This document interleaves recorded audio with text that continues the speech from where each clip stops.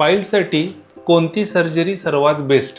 Laser, stapler की traditional? आज आपण याच्याबद्दल डिटेल बोलूया. पेशंट मला विचारतात, डॉक्टर लेझर करू का की स्टेपलर की ट्रेडिशनल सर्जरी करू की अजून नवीन ट्रीटमेंट आहे? आजकाल पाईल्स झाल्यानंतर सर्जरीपेक्षा जास्त गोंधळ सर्जरीच्या नावानेच होतो. कोणी म्हणतं लेझर म्हणजे बेस्ट आहे, कोणी म्हणतं स्टेपलर शिवाय काही करू नका, तर कोणी म्हणतं काही जण ओपन सर्जरी अजूनही सर्वोत्तम आहे. मग खरंच पाईल्ससाठी एकच बेस्ट सर्जरी आहे का की प्रत्येक रुग्णासाठी उत्तर वेगळं असतं? आज मी तुम्हाला एक ॲनोरेक्टल सर्जन म्हणून याचं स्पष्ट, वैज्ञानिक आणि प्रामाणिक उत्तर देणार आहे. नमस्कार मित्रांनो, मी आहे डॉक्टर प्रभाकर सांगले, ॲनोरेक्टल सर्जन. माझ्या OPDमध्ये अनेक रुग्ण एकच प्रश्न विचारतात, डॉक्टर तुम्ही कोणती सर्जरी करता? पण मी त्यांना एक वेगळाच प्रश्न विचारतो, तुमच्या पाईल्सचा ग्रेड काय आहे? कारण ट्रीटमेंट आधी ठरत नाही, आधी डायग्नोसिस ठरतं आणि हीच सर्वात मोठी गोष्ट अनेक लोक विसरतात.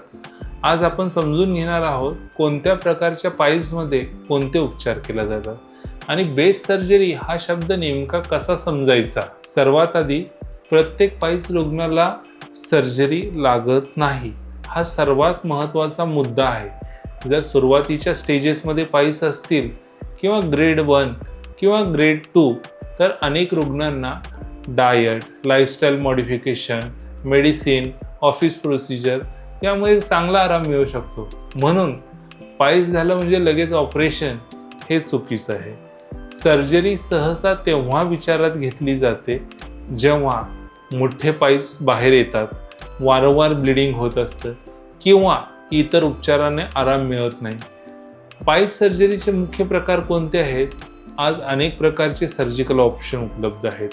उदाहरणार्थ कन्व्हेन्शनल हिमेरेडिक्टॉमी, स्टेपलर हिमेरेडिक्पेक्सी किंवा लेझर प्रोसिजर आणि काही निवडक रुग्णांमध्ये इतर मिनिमल इन्व्हेसिव्ह टेक्निक्स असतात.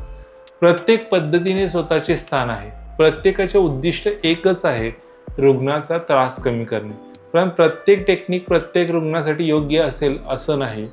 लेझर सर्जरी म्हणजे नेहमीच बेस्ट असं आहे का? हा सर्वात लोकप्रिय प्रश्न आहे. माझं उत्तर आहे नेहमीच नाही. लेझर ही अत्यंत आधुनिक टेक्निक आहे.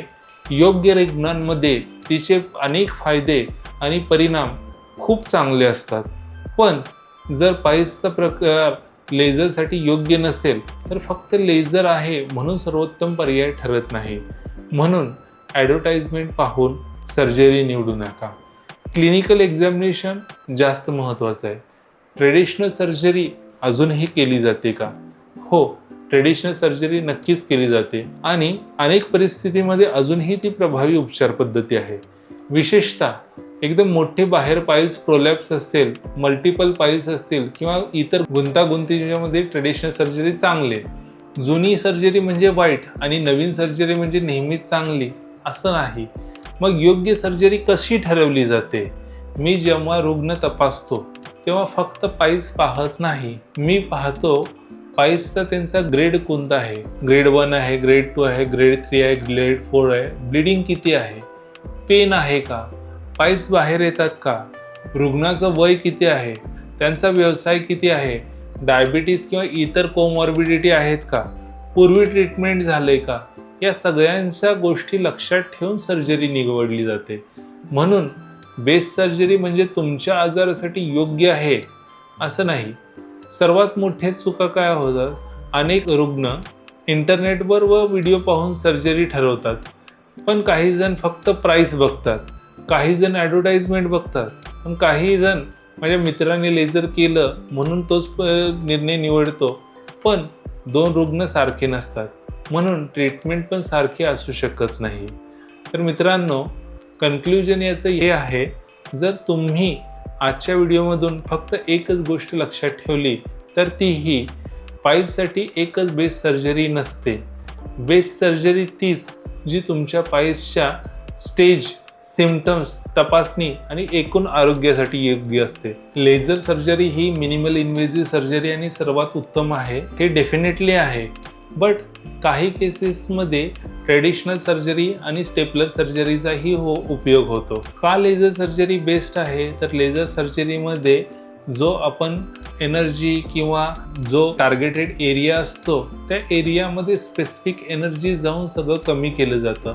त्यामुळे लेझर कम्पॅरेटिव्हली हे चांगलं आहे. बट काही केसेसमध्ये आपल्याला स्टेपलर सर्जरी किंवा कन्व्हेन्शनल सर्जरी म्हणजे ओपन सर्जरी काही केसेसमध्ये लागतं. त्यामुळे लेझर असो, स्टेपलर असो किंवा ट्रेडिशनल सर्जरी असो, निर्णय हा ॲडव्हर्टाइजमेंटवर नाही तर योग्य डायग्नोसिस अनुभवी एनोरेक्टल सर्जनच्या क्लिनिकल असेसमेंटवर आधारित असायला हवा. योग्य रुग्णांसाठी योग्य उपचार निवडला तर रिकव्हरी, आराम आणि दीर्घकालीन परिणाम अधिक चांगले मिळू शकतात. तर तुम्हाला पाईल्सबद्दल जर काही शंका असतील तर तुम्ही कमेंटमध्ये विचारू शकता. हा व्हिडिओ तुम्हाला जर उपयुक्त वाटला असेल, लाईक करा, शेअर करा आणि सबस्क्राईब करा. मी पुन्हा भेटेन अशाच एक महत्त्वपूर्ण आरोग्यदायक विषयासह. धन्यवाद.